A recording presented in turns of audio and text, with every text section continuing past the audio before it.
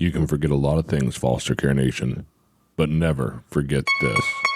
You're listening to Unparalleled Studios. No. Foster Care Nation, listen up. This is Foster Care and Unparalleled Journey. strength for the powerless, courage for the fearful, hope and healing for wounded hearts.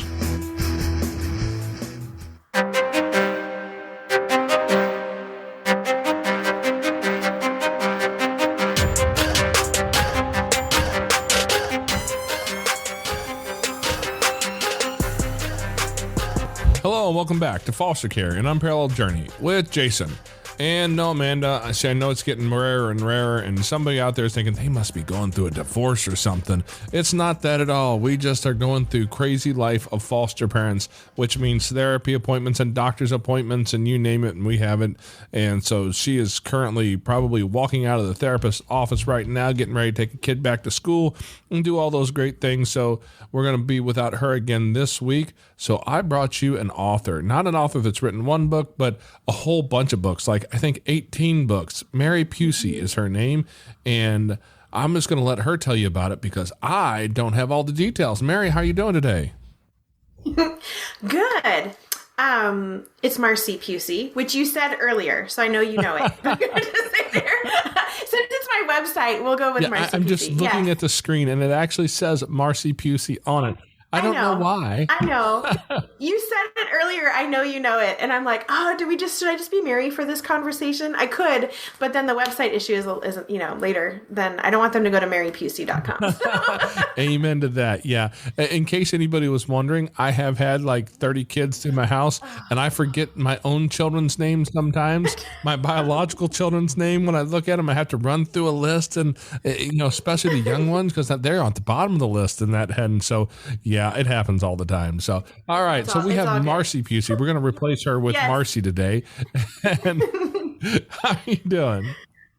Good. I'm doing well. And I thank you for reaching out to have me join you today. I think of this as a sacred space between you and your listeners. And I know that you're a gatekeeper to who you want to expose them to. And so I'm very grateful and I appreciate it, and I don't take it lightly. So thanks for having me. Oh, we're happy to have you here because, real honestly, I've only had very few people who tried to step in here that I went, huh? Like, you're insane. Really, I think there was only one ever like that. But all that aside, our goal here is to hold space for people to be able to tell their stories and promote foster parents, promote adoptive families, promote the plight of the child who does not have that safe place to call home every day. And after having looked at who you are and what you do, I think you fit pretty squarely in that category. So there's no questions about that. Thank you. So you're an author of like 18 books. Are they primarily all about foster care and or adoption? Do you have multiple genres that you work through? I do. I'm pretty genre diverse, which, in publishing, they would say is an issue. Like they would, generally from a success perspective, if you stick with one theme and one audience, you can do a lot better. But I don't write or publish that way. I don't. So I have two adult nonfiction books for the foster adopt community. One is called Reclaiming Hope, Overcoming the Challenges of Parenting Foster and Adopted Children. That book was the first one, and it was really, it was like a cry into the darkness. It's like, anyone else think this is hard? Because I don't know about you, but when we began fostering, 14 years ago, yeah, just about 14 years ago. And I don't know that a ton has changed, though I think in some places it has. When we walked into the training office, there were these beautifully blended families on posters running through fields of wildflowers and, all the smiles. And I was, oh, it's so beautiful. And we're going to be that family. And then we were not that family. Even to capture a picture like that took so many M&Ms and bribes. And, it was just like this snapshot, but everything behind the photo was hard. And so, I came to foster parenting first with backgrounds and degrees in social work and counseling. So I first had it from like an educational perspective around the need. And then I came to it as a mama saying, well, maybe we can be a home, not just having this educational understanding and advocating, but maybe we can actually act and be part of the movement.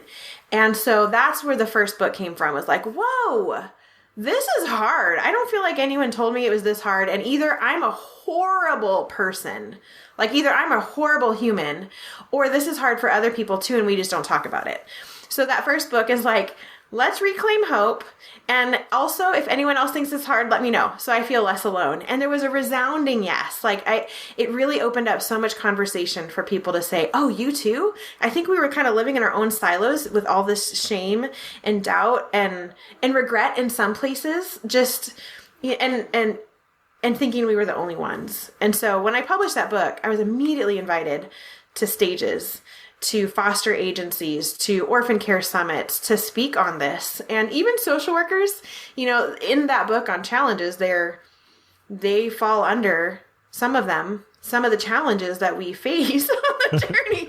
I've had really great social workers, and I've had some that are burned out. Like their original vision is burned out under the weight of 100 files and all of the bureaucracy. And I've even had social workers say, thank you for seeing us.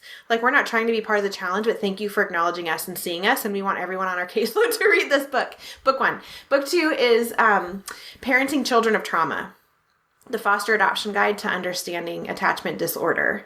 And that is my effort to bring an understanding around attachment disorder to the everyday person.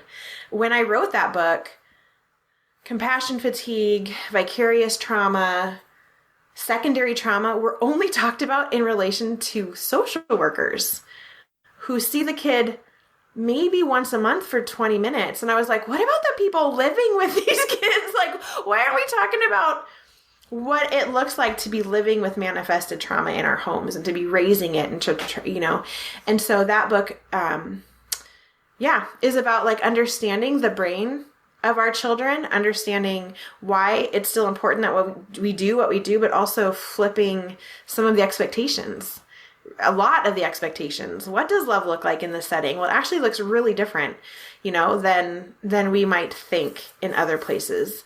And then there's a whole bunch of resources and strategies that are kind of like upside down parenting in our culture. Yes. But are far more effective with the attachment, the attachment dysfunction brain that just needs a different kind of support than we were taught or trained, or even that is innately in us to give. So those two are specific. And then I have a children's picture book, Speranza's Sweater, that follows the journey of a child from removal from her home through adoption. And that book really, really struck a chord. And I'll let people just go look at that one. But again, I kind of brought my therapeutic background to it, but also how do we give kids an experience? How do we give kids an opportunity to see themselves in a story and to see themselves in a way that actually develops resilience? I have a TEDx talk where I talk about the power of story on the brain and specifically for children. And we'll see if we come back to children and resilience and my thoughts on that. But this book gives kids an opportunity both to see themselves reflected in a story, but also their classmates, their other family members, gives them some understanding around what that experience is like. And then I mentioned a young adult novel called Forever Home. So that's actually a fictionalized story, but I play with this idea that what if it was easier in our society to try to get kids, it's called Forever Homes because we're trying to get kids into homes forever. But what happens if we can't find homes? What makes the most sense societally? What makes the most sense for a budget? What do we do with these kids who need homes? And so I play with that through a young adult dystopian lens there.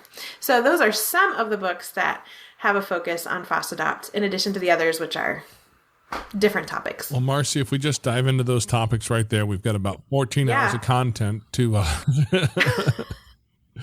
because you started off with the, am I crazy? Am I doing this right? Oh, yeah. Mm-hmm. I just wanted to raise my hands and say, preach. I know. That's we've walked through some of that. The first time a kid with ODD came into our house, I'm just going to say, okay, I was raised by a police officer. The guy who back in the 80s when there was no nonsense in a lot of the police, he was a police officer in the 70s. So back when there was no nonsense, you didn't argue with the cops more than once.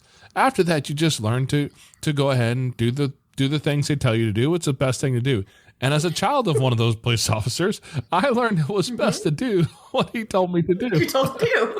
And the first time I had a kid who every time you said yes, he said no. If you said maybe, he said never. I was like, oh, dear God, what do you do with this? All right, let's place all these strategies I learned from my dad into play. And guess what? That whole upside down parenting you mentioned, I wish I would have known that before I started that one.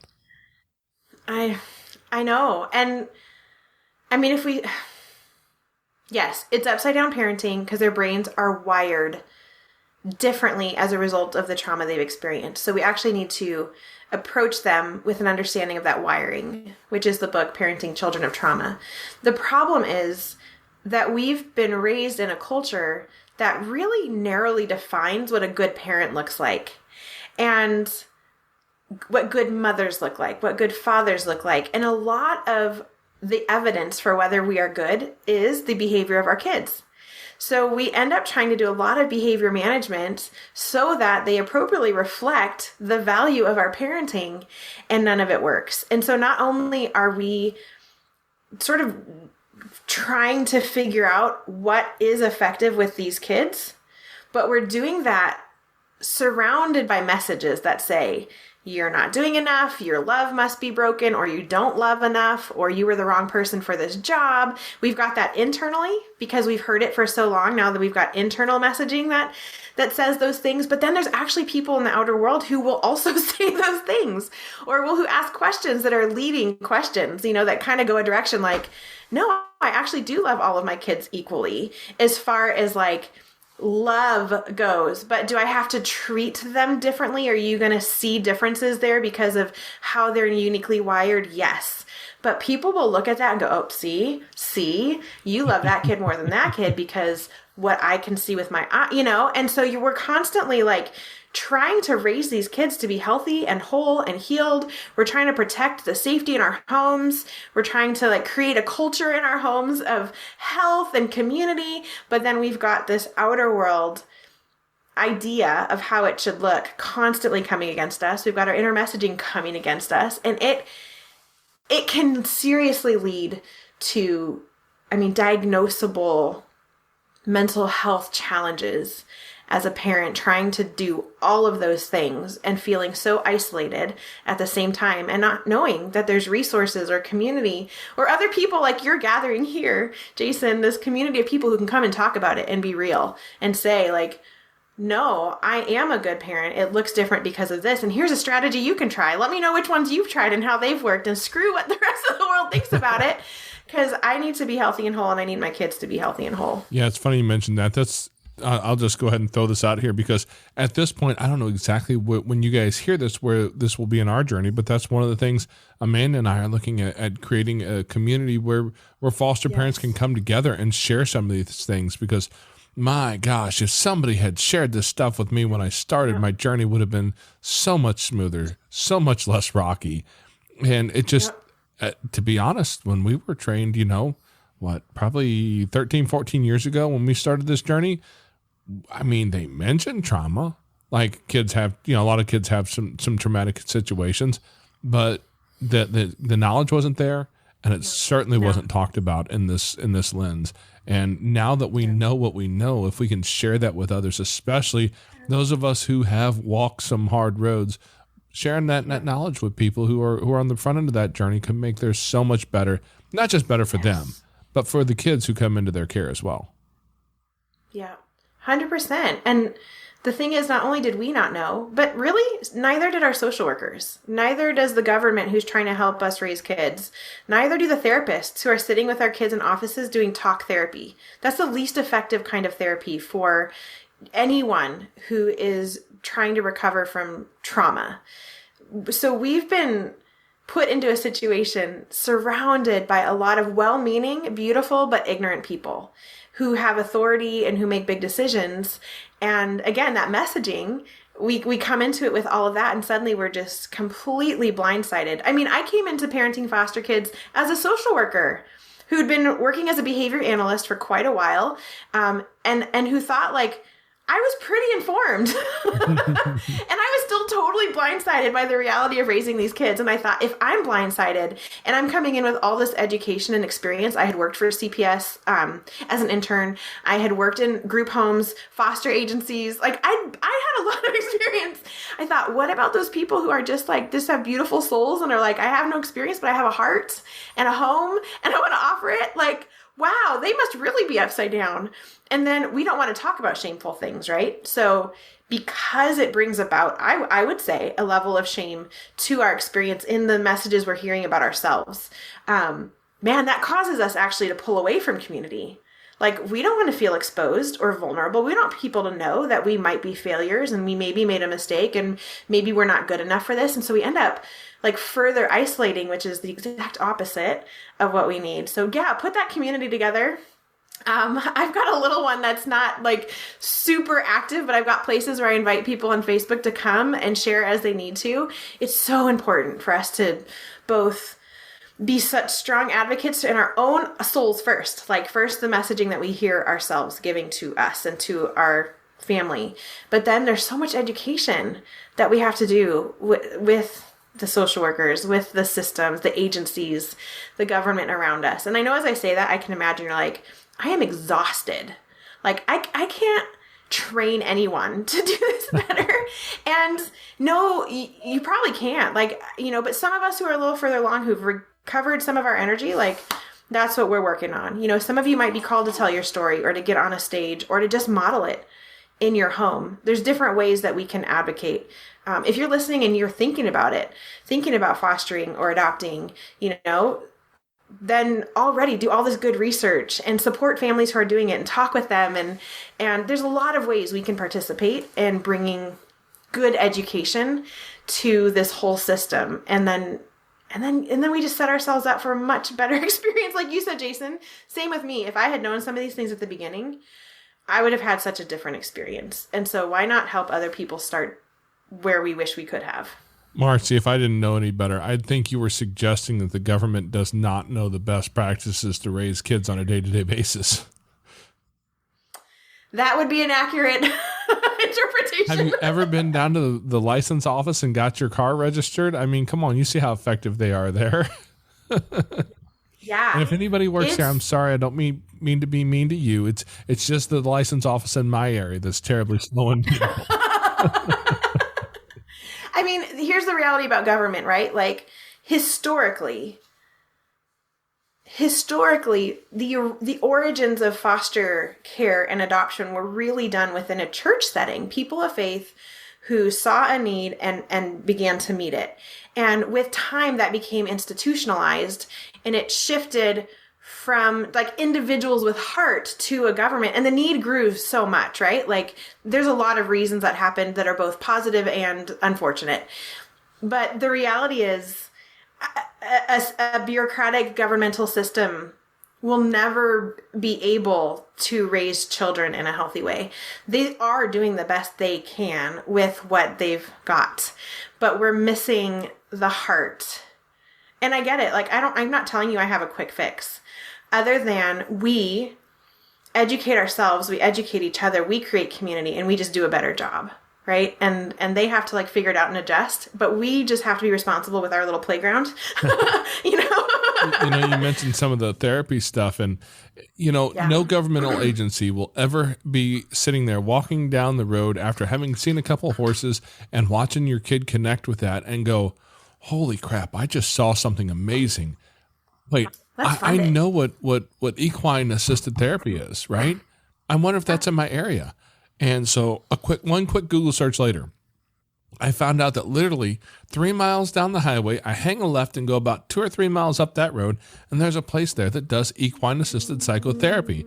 And for my one kid, we have been doing some of this for the last several weeks, and oh my gosh, I mean, that is not something that I've looked at my wife quite a few times. I'm like, have you not seen the difference in Turtle over the last few weeks? Like, it's amazing what it's done for him because it's a place where he connects. Now, he's been in play therapy for quite a while, and that had some real beneficial effects to begin with. I'm not mad at that therapist. She does a great job. We still work with her.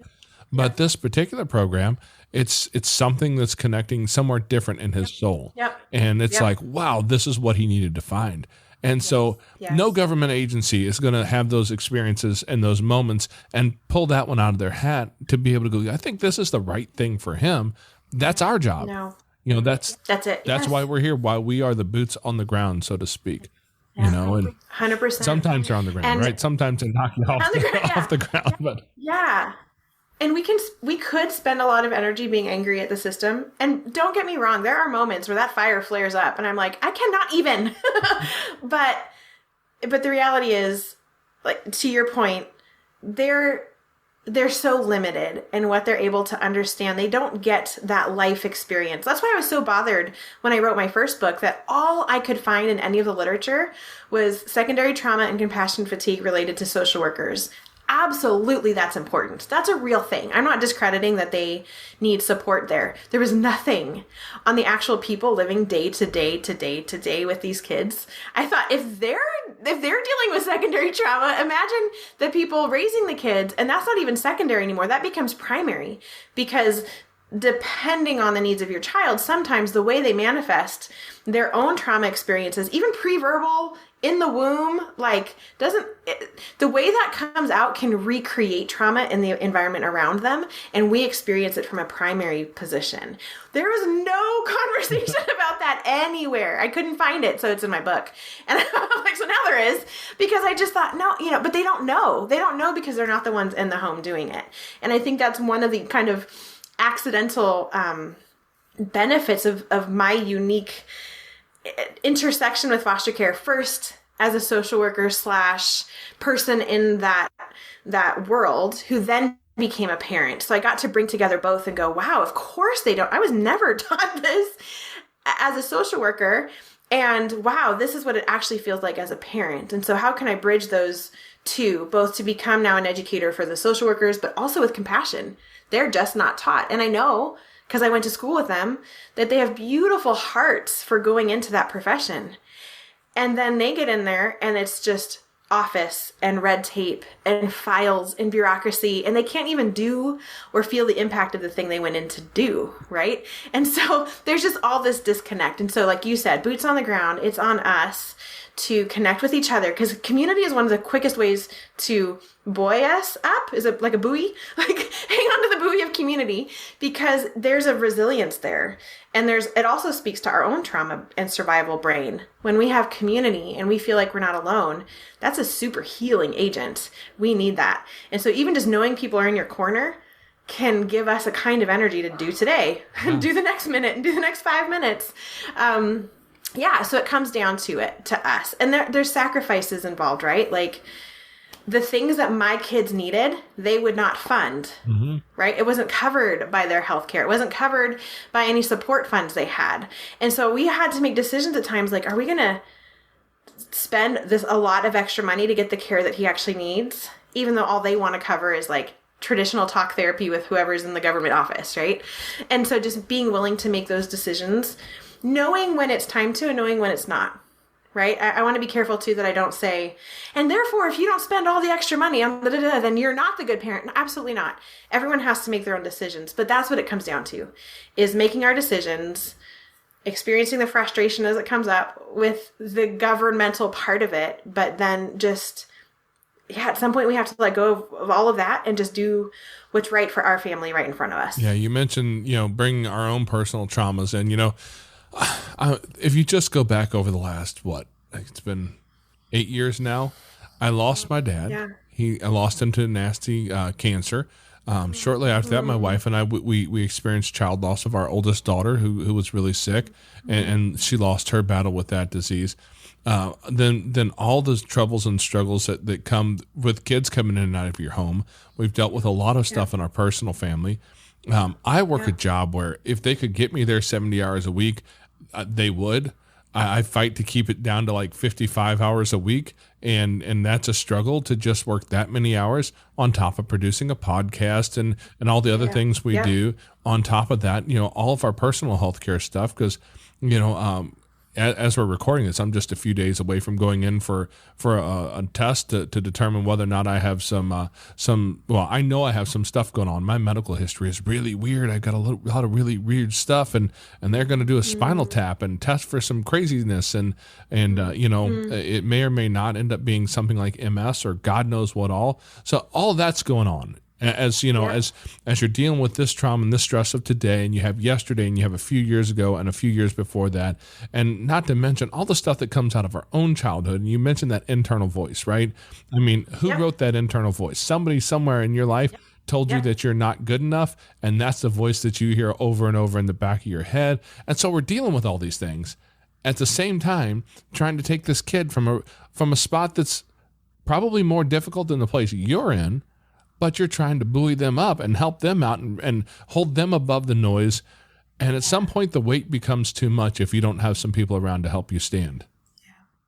Yeah. And that's why we think that, we've talked about this community and figuring out how to do that. And I've had a great example of this because on most podcast episodes, at some point I'll mention the dads group that I'm in. It's called the Dad Edge Alliance. If anybody's interested, any guys out there, I highly recommend it. I'm part of the leadership team now, but I joined as one of the original members to that, and it's just been an amazing place for guys. And I've seen men come in, grown men, law enforcement officers, from the local to the federal level. I've seen cooks and chefs and truck drivers and you name it. Every side of the world come in and be open and vulnerable and talk about addictions, whether it's drug and alcohol, pornography, talk about marriage problems, talk about all the things they struggle with on a regular basis, their own personal abuse as a child, and talk through these things and how it affects their relationships with their wives and their kids and their whole life. And it's a great example of exactly what we need in this place. And so I know the guy who created this group. I know him very well. He lives 20 miles down the road. Mind you, we have international members, but he lives 20 miles down the road. And I'm like, Larry, buddy, we're going to talk about this because I think we need to create this for some foster parents, because we all have these big struggles and we don't talk enough with other people about these things. As a matter of fact, the whole vulnerability thing is so difficult here because of the fear of being judged. Yes. If anybody's had a reactive attachment kid, you can find out real fast that they look really normal to most people in society. They don't look that way when they're in your home, when you're the primary caregiver. It looks a whole lot different. And the whole world thinks you must be crazy. This kid is an angel. That's a great kid, He's great. She's wonderful. And you're like, no. You don't understand what we dealt with this last week. Like the crazy stuff we dealt with, We talked with, I believe it was Cheryl Rougeau several months back, and probably been a year or so since we aired her episode. And she talked about, they adopted two girls, and the one girl was reactive attachment. She attempted to kill her sister numerous times, using methods like shoving her into a burning fireplace, trying to hold her under the pool, under the water, and like murder attempts, really. And nobody else sees it. And it's so hard for people to hear this and look at this cute little girl and be like, oh no, she would never. Like, they can't wrap their brains around it. And you begin to feel like you are the crazy one and nobody else can see it. Yeah, it's so real. And it's their wiring as a result of that trauma. Their actual brain rewires to adjust around some new beliefs.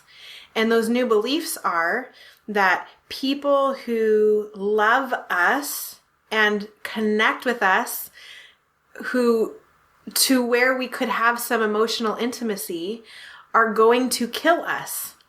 And some of that is because of that original wound, whatever it was, whether it was like just separation at birth from a birth mother and a birth father, or like a lot of our foster kids were removed from homes because of things that were happening there that they were, not to be exposed to, but were.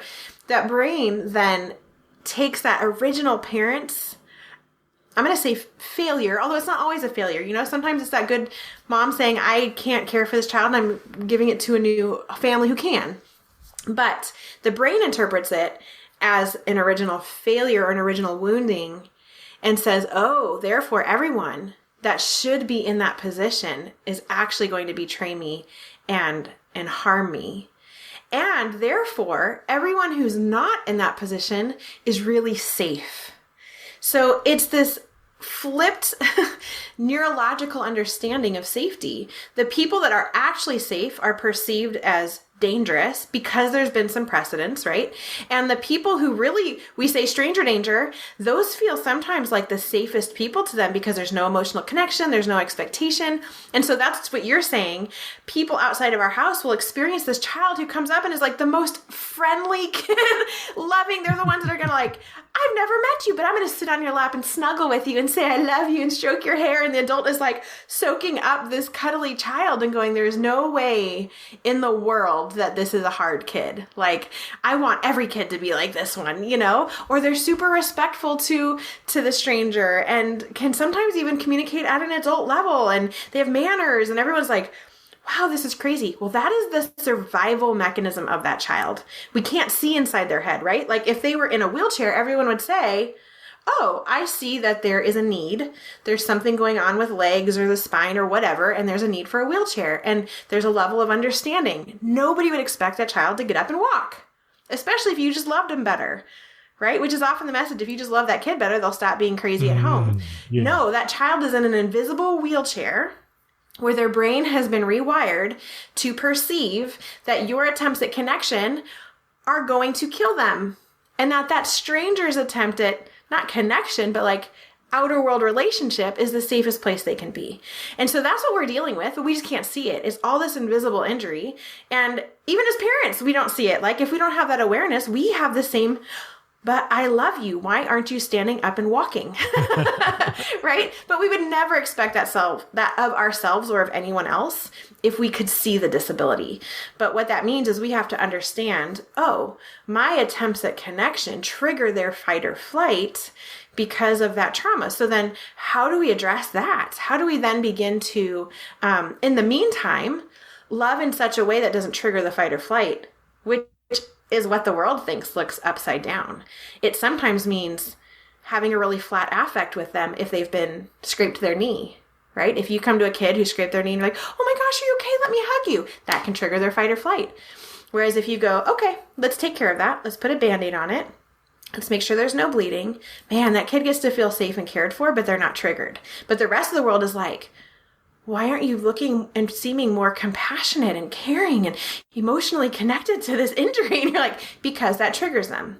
So pulling that back again, there's just all of this invisible inner work that's happening in their brain that we can't see that is reactive attachment disorder or disinhibited social engagement disorders. And so then we need the kinds of therapy, the kinds of horse therapy support, which activates really important things in the brainstem, which is where all of that is being housed, right? So I know I just kind of geeked out, went a little bit like brain science-y on you, but this is the kind of stuff that we were not taught.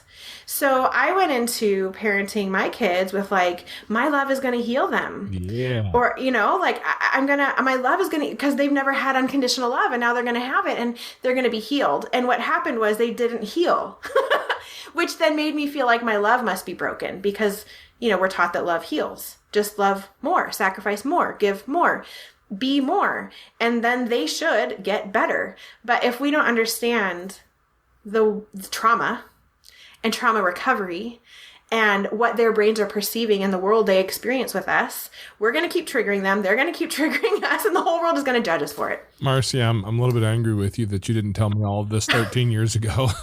I was drowning in it at the same time, but here we are. Yeah.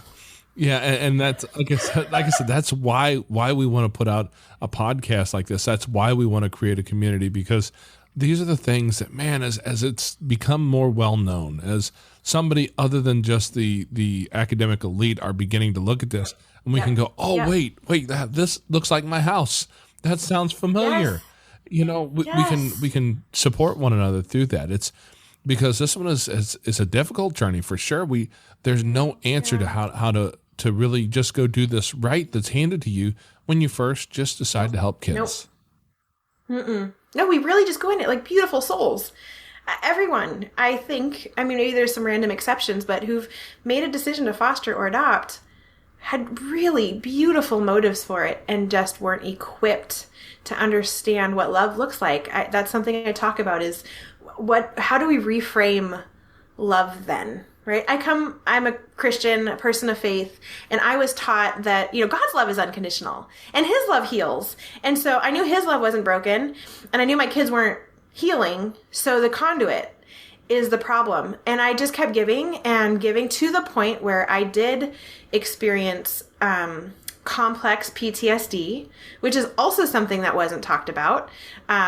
Complex PTSD being that you've been exposed to a kind of trauma in an ongoing way, and you develop very similar or the same symptoms to post-traumatic stress disorder, but it's called complex because it's not that like I went to war, I had this major life thing, or 9/11, I wasn't there at 9/11. It's this ongoing exposure. I ended up being diagnosed with that, needing to be medicated. I slept for like a year and a half, and I just kept pouring. Like, I am the problem. I'm the problem. And one day I heard, I heard or experienced a new idea in my head. I believe God was speaking to me because, in the Bible, I understand that he died like to save us. So like love looks like dying. And that's kind of what felt like I was taught inside the faith community too, right? Is like sacrificial love means laying down your life for somebody else. And so I laid, and I was dying, like at a soul level, at a mental health level. It was beginning to impact my physical ability to function. And I just thought that's still what you do. That's what the good people do. And then I heard, Marcy, the reason that my death is love is because that's what you needed. But your kids do not need a dead mother. Dying as a mother is not love. And it was like this epiphany, like, what? There's other ways to love without sacrificing my soul and my mental health and my physical body as a demonstration of love. And it changed everything. I mean, there were multiple pivot points on my journey, but that epiphany allowed me to step back from this idea that I needed to exhaust myself on every level in the name of love to a place of really pausing to consider, okay, well, if they don't need a dead mom, then what does love look like? If that's not loving to die, what is loving? And that's where I began to understand their brain and to set some new expectations. What was loving was having a healthy boundary around my mental health and my energy. It meant telling one child who took a lot of our energy. In my head right now, I'm like, how much do I go into why? Like they can get addicted to the adrenaline of the chaos they create. And so he would need a hit, right? And so he'd come to us and we'd respond and give him that hit by escalating, and he'd get that adrenaline rush. And so love looked like, I'm not giving you that adrenaline rush anymore. Now I understand the dynamic of your brain and how I've looped into it. And I'm going to have a healthy boundary. And I'm going to set a timer and say, you have 20 minutes to whatever this is going to look like, this conversation, this interaction. And when that timer goes off, I'm going to return to the rest of the people in the house. And you can figure yourself out. And when you can come to some emotionally regulated place, you're welcome to re-enter the family circle. That wasn't it before. I'd get pulled into hours and hours of this thing, and the other kids would miss out, and my soul is draining. So that's just one example of how I was able to shift from, I'm supposed to give everything to you at the expense of my own health, but also everyone else. And instead, okay, wow, actually having a really healthy boundary around my energy, my time, my capacity is a way of loving you, because then I get to show up for you in that time better. And I get to continue to be available to everyone else. But it took that realization that love does not have to look the one particular way that we've been taught that it looks. And even outside of the church, there is an idea, right, that love will heal. If you love that kid enough, they should begin to be different. And if they're not, then that's probably you. You're doing something wrong. And it's not that. We need to understand how they're wired. We need to protect our own health and then let that look different than it's looked historically. Marcy, I'm looking around my house trying to find out where you hid the cameras up here too. Yeah. Yeah. it's a story that not only, you know, Amanda and I know well, but I'm certain many other listeners know that story very, very well as to what that looks like. Because, man, you come into this with the best of intentions and, Absolutely. and then you get beat down like a dog, you know, through the process. And all of society wants to point a finger at you. Because I remember that one case that I saw something in the news about when I was a kid. I think it was in Kentucky maybe, where one particular gal had like 20 foster kids locked up in dog cages in a single wide trailer or something crazy like that. And that's a story that people will revert to. Either you are this amazing person who can work miracles, and if that's not happening, you must be doing this for the money. Yes. Even my grown-up kids say that now. I told you before we started that they are now young adults and they're on their own journey, but they have diagnoses that are untreated, and I have had to maintain an ongoing healthy boundary around those relationships. So I love them. It looks different than they think it should. It looks different than some others might think it should, but I know it's the loving thing. You know, for example, I don't follow them on social media. That was a very unhealthy place for me to be, partly because sometimes they would get triggered and post things about me in a way that triggered me, and I just didn't need that. And also, they're just living their lives and they don't need me around judging it or judging myself or whatever. But to them, me not following them on social media communicated, you hate us. Because love looks like following us on social media and watching everything we do. And I've been able to say, actually, no, I can love you, and you can have my phone number and my Marco Polo and my email address, and you know how to reach me. And if you're reaching me in a respectful way, I'll engage it. And if you're not, I won't. Again, so countercultural, but they're on their own journeys, and I'm watching that and letting it be. I'm trying to remember where I was going with that now. I got a little what? I lived in Germany for a long time, and I lost some of like our idioms that we use. I don't know why that happened, but I'll blend them. I'll just totally mix them up. So I should have said that at the beginning, because if anyone's listening going like, why can't she get any of these right? That is why. I was in Germany 10 years. I spoke English a lot of the time, so I really don't know why it impacted my idioms, but all the same. So they're grown-ups now, and I'm still having to practice those healthy boundaries, and it still just looks different to people. But man, am I a healthier person for it? You know, 100% healthier. Okay, but I wanted to step back real quick and ask you a question. So you're saying like, man, where was this 14 years ago? But you've been doing it now for a while. How do you, because earlier you explained some things that I'm like, yeah, that sounds exhausting. And we all are exhausted. Like it is. What gets you up every morning? Like what's been the ways that you've supported yourself, or you and your wife have supported yourselves in order to keep functioning in the midst of like the loss of your dad, your own health concerns, the loss of your daughter? I'm so sorry. Like those are big, those on their own individually need support, right? But then you're also raising these kids and trying to upside down parent and all the things. Like, yeah, I'm curious for you. How have you done that? Well, as we went through some of those earlier traumas, as I lost my dad and then our daughter, I coped in a really healthy way. It was called whiskey. And so when I hear people talk about addiction, I have a lot more mercy around that, because I've never messed with drugs at all. My dad was a cop. I knew better. He would, you know, he brought me into this world. He could take me out, make another one just like me. And he was pretty serious about that. So I never messed with that stuff, thank God. But whiskey was my coping mechanism. And about the time that got to be fairly problematic in my life, that's when I found the dad's community that I talked about. That's when I found that as I was trying to find my way out of that.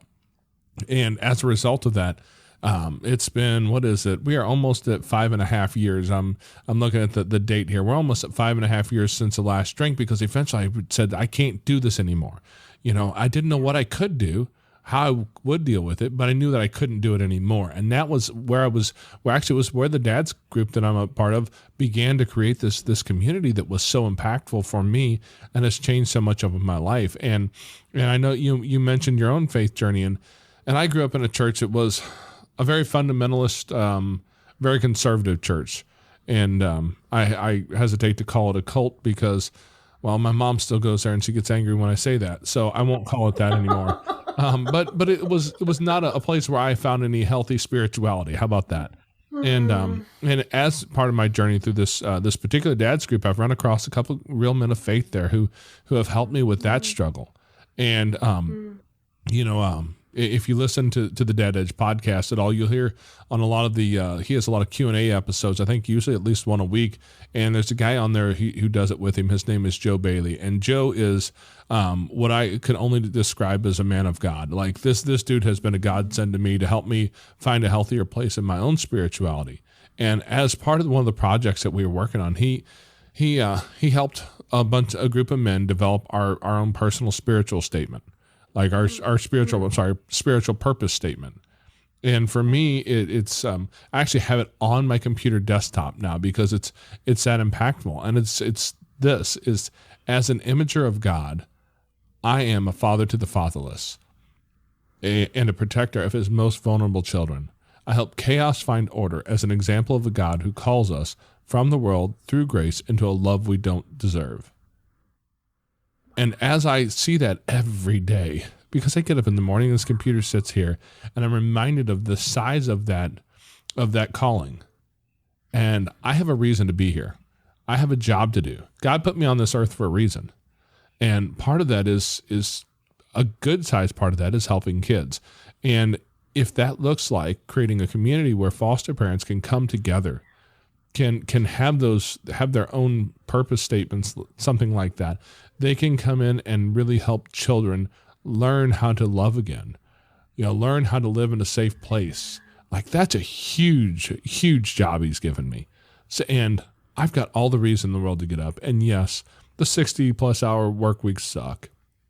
Dealing with all the diagnoses sucks. Dealing with the health stuff, because part of what I deal with is a lot of chronic fatigue. Like I'm exhausted when I wake up. And that's usually when I'm getting ready to go spend 12 hours at work before I come home and deal with kids who have problems. And all this is so difficult to do that if I don't have a big purpose out in front of me, if there's not a real reason why I'm doing this, I don't know if there's a reason at all to hang out on this old earth, because I couldn't handle it if I didn't have a good reason to do it. And that's what has really been one of the driving forces for me, is building a real purpose that's a legacy that'll last long after I'm gone. And I'm constantly reminded that 100 years from today, this world will be different because I existed. It will. And I get to choose how it will be different. So that's really, that's been the driving factor in what's changed in me as to why I do what I do, because I can't see any other reason to live in this old world without having something big ahead of me like that. That is so, so beautiful. I'm like wiping the tears stuck in my eyes. Like, your statement is so profound. And I think you touched on the heart of why all of us can get up every morning and do it again. And that's why I named my first book Reclaiming Hope. Reclaiming. It's there. It's never left. The hope is there available to us. And I hear your hope in this statement. And hope is like a sure expectation of what's coming, right? Sometimes we think of it as a bit foofy. Like it's just something I wish for. We'll use those synonymously, hope and wish, but it's not. Hope is being sure of what you want and having an expectation of it. And I hear that in your purpose. And I think that's what we all need to come back to. That's how we can stake our claim in the ground of hope again, is this is bigger than me. This is about 100 years from now, like you said. This is about impact and change.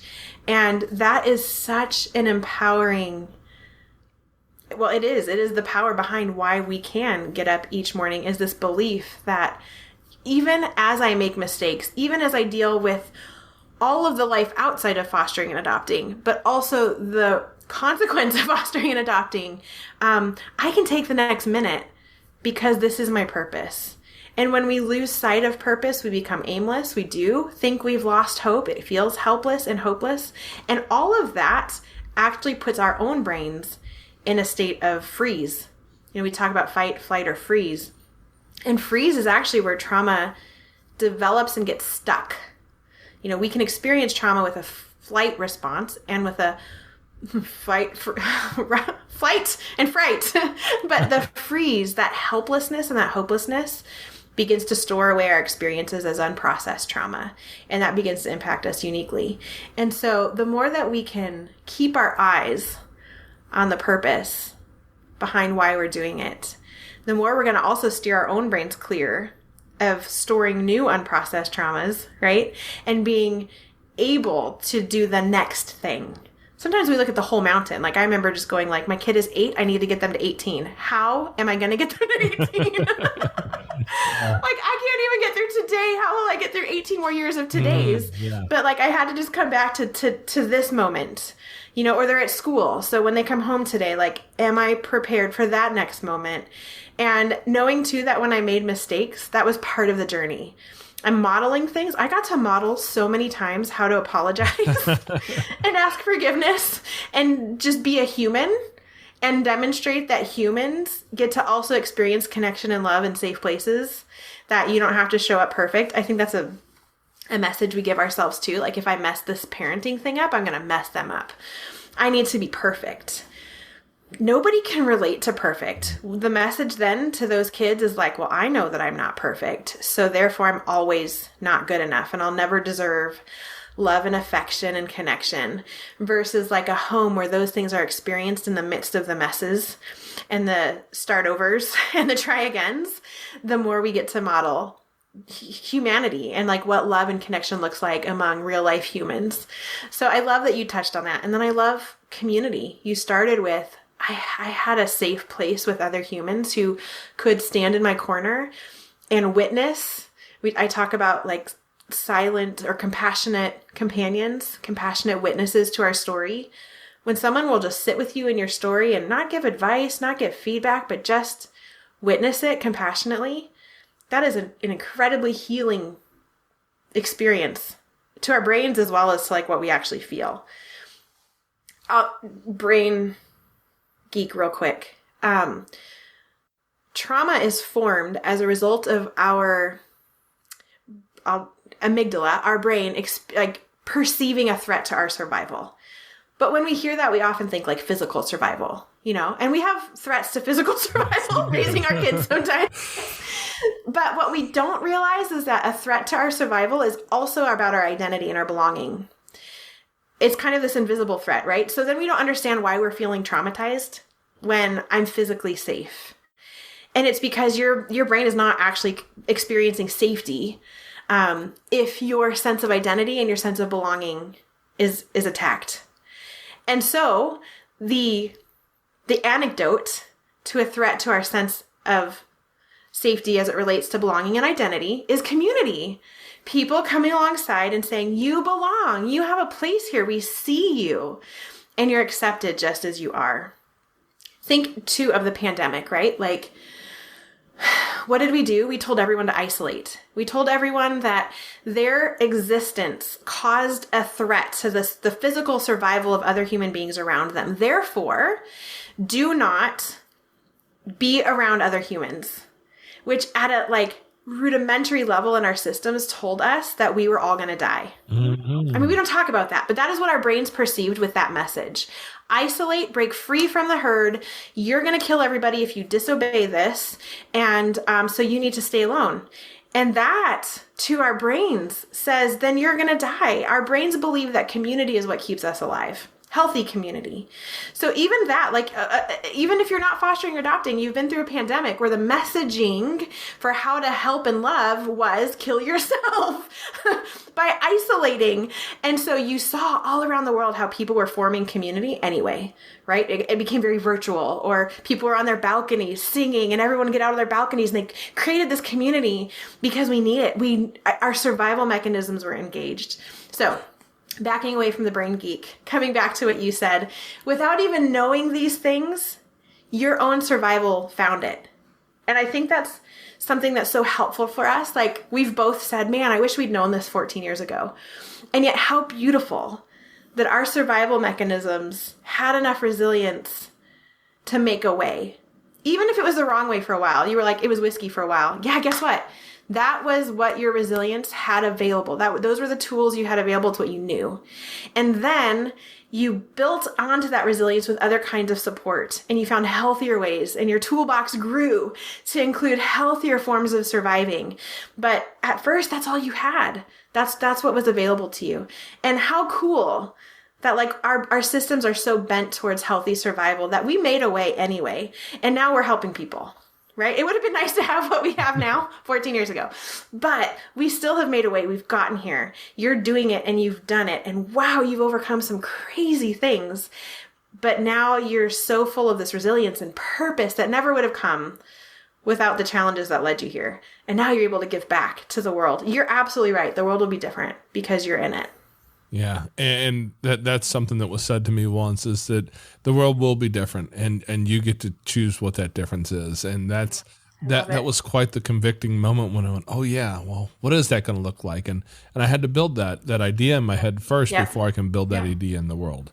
And absolutely. And now I have that idea to build, to bring into the world. And that's part of what I'm going to do, because otherwise, I'm kind of wasting a lot of this pain, and I don't like to waste pain. I survived the pain. I don't want to waste it. Yeah. And that's why I work with story. What I do now is I'm definitely a foster adopt advocate, but my primary mode of support right now is helping people tell their stories. So for some, that is to get their stories into a book, like I did, to help other people in a broader way. For some, it's to get on a stage, also like I did, to get a message out that way. But there's so, like when I talk just a little bit about our brain stems and where trauma happens, one of the ways of touching that trauma and moving it isn't talk therapy. It's the wrong part of the brain. It's any kind of expressive art. It's anything that allows our sensory experience to be uncensored. And so horses, that's why, because there's an experience with another creature that doesn't need words. The body gets to just experience this other life, and it's beautiful and powerful, and that's why it's working. Dance, music, fine arts, and storytelling. Storytelling is one of them. All of those things address a part of our brain that's really kind of nonverbal, but needs to get out anyway. And so when we're willing to put words down, when we're willing to put paint down, when we're willing to ride that horse and feel it with our sensory bodies, we're doing such important work. And so that's why I specifically have chosen story, because I've lived and breathed it for so long, and helping people heal through the hard parts of their story, so that not only are they healing from it, but when it's ready to go out into the world, they're getting to offer healing to others as well. You know, I love that you mentioned the creativity part, because I actually was on a call this morning with a handful of guys, and a couple of them said, I'm not a very creative person. I'm like, whoa, hang on. Let me stop you right there. Because let me tell you, I always said the same thing about me. And then when my older boys became teenagers, I needed to hit something occasionally, and because they would make me insane. And I figured it wasn't healthy to hit them, obviously. So I was watching a YouTube channel or two or so, and thought, you know what, I want to learn how to make a knife, because that looked cool to do, right? And so I went out and found me a couple little, Craigslist finds, and got a little forge, and got some metal, and got a small anvil, and started playing around with that. And then one day I decided I wanted to figure out how to make a rose out of metal. And I spent hours figuring out how to do this right. And now I pull one out and show it to you, but I tried to get it out earlier, and the drawer is hung up on something, so I can't pull it out. But I have this beautiful steel rose. I actually have a whole bucket of them down in my garage that I put together, because it was such a project that I got into so deeply. And I went, man, this is just amazing that you can take this scrap metal and turn it into something so amazing and beautiful. You spend the time creating something that looks so lifelike, but it's a steel rose. It's a forever rose, if you will. It's this thing of beauty that came out of nothingness. And on that whole journey, and I don't talk about this in the podcast a whole lot, it's really just been one of my hobbies, but I created a YouTube video on how to make them once. And I mean, this is just a hillbilly wearing bib overalls in his little bitty tiny garage out in the middle of nowhere, just trying to bang on metal for a while. And I created this little video just to show people how it was made, which created I think last I saw, I haven't looked at it in a while, it was somewhere just north of 150,000 views. How many people are going to watch a 26-minute long video with this guy over there banging on metal? Apparently quite a few. It caught the attention of some other people, apparently. And then I got a phone call and I was invited to be on the TV show Forged in Fire. And I've managed to be on, I've gotten invited back. I've been on that show a couple times now. And it's all the stuff that came out of this moment where I was just willing to go try and do something. And honestly, when my body is agreeing with me and I can get out to the forge, and it's one of the healthiest things I can do to go take some sort of random piece of metal I found somewhere and throw in a bucket and have it at the house and decide to turn it into something. And it may turn into something beautiful. It may turn into a pile of more scrap. That's just a lesson, and that's not the way to do it. But at the end of the day, it's about that creating, finding that thing that you can create, the place where you can create beauty in the world, even if it doesn't look like the way that people will conditionally consider, conditionally is not the word I was shooting for there. Traditionally, the people that would traditionally consider beautiful. And here's the thing about that is such a therapeutic work, and you didn't have to know it. You don't even really need to understand what your brain is doing with it, but you are tapping into the part of your brain where unprocessed traumatic things get stored, and it's working itself out, and it's allowing it to kind of dislodge and begin to categorize into the brain in appropriate places. There's definitely a time and place for talking. I don't mean to say that's never useful, but as a starting point, it's housed in a part of our brain that is nonverbal. And so when you go out there and you just allow your body to express itself uncensored, you're just doing it.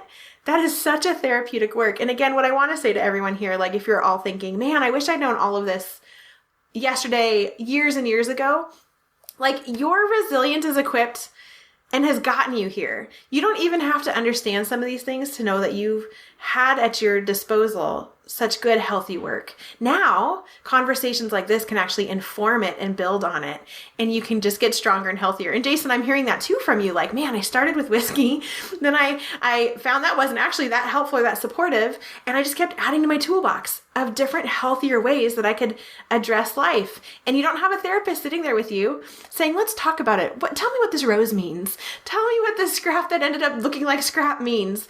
Like, you're in your head. And you're in your head with your own thoughts, but also your body's just doing it. And it can be metal that you're turning into something. For those of you who are like, no, I still just don't want to make stuff. Go walk in nature. It allows your sensory body to be present and grounded with the world around you. You're hearing the birds, you're getting the fresh air, you're seeing the trees. Even that, getting out and moving your body can be such a healthy, supportive way. And so there's really something for everybody, There doesn't need to be any excuses like, I'm not a painter. Don't be a painter, but find the thing that works for you, that while you're doing it, you're feeling restored. You're feeling a level of peace. You're feeling a level of like, okay, I can step into the minute after this a little more resourced than the one I came into this one with. And just lean into how you've been uniquely wired and be open to healing looking different than the world might say. Again, there's a time and place for talk therapy, but it doesn't start there. That really comes much later in the healing journey when that nonverbal stuff has worked out enough that it can become verbal. But we start there, and then we wonder why we're in therapy for years and years. Yeah. And, no offense against Dr. Tom, because he's the genius in my life that helps Amanda and I work through a lot of this stuff. But you're right. This all started a long time before that, before I had the bandwidth to put that into words. Absolutely. Well, Marcy, I want to thank you so much for coming on here today and talking to me and spending some time here telling the world about your story and what you've learned and all the work you've put into this whole project you have with lots of books and just a heart for helping kids and other parents as we walk through this. Thank you. Thanks so much. And again, thanks for you being open and vulnerable. You talked about the power of it, but you also modeled it and shared some of your own journey. And I really appreciate that. Thank you. Well, if anybody ever wants to listen to Vulnerable, I've learned that the only thing I can do is to tell my truth out in the world, and that will make the difference for me and maybe somebody else. But I become addicted to just being honest and letting everybody see my ugly face because, well, that's the one I've got. God did not give me Leonardo DiCaprio's face for some reason, so I'm certain there's some other guy in popular culture who's supposed to be handsome now, but I'm disconnected from popular culture, so I don't know. But he gave me what I have, and this is just me. And that's who the world has to deal with. So, yeah, that's what I have, and that's what I give to the world. And if they don't like it, they won't take it, and that's okay too, because I've connected with enough people to know, like I mentioned before, 100 years from now, it's going to be different. I'm just busy shaping what that looks like. Love it. Okay, Foster Care Nation, thank you for listening to Marcy's story. Now take her knowledge and wisdom to heart so you can create love and healing in your family and community. Be sure to come back next week. We have new episodes every Tuesday. If you would like to share your story as a guest, you can reach us at jason@fostercarenation.com. You can connect with other like-minded people on Facebook at facebook.com/groups/fostercareuj. Don't forget, we have a Patreon account where you can support our mission for as little as $5 a month. It's at patreon.com/fostercarenation. We also have an account at Buy Me a Coffee. It's like a virtual tip jar where you can fund our mission for as little or as much as you want. It's at buymeacoffee.com/fostercare. The links to everything are in the show notes in your podcast player or at fostercarenation.com. And as always, You are so super awesome. I think you guys so cool. Yeah. Thank you for listening. Thanks. Unparalleled Studios.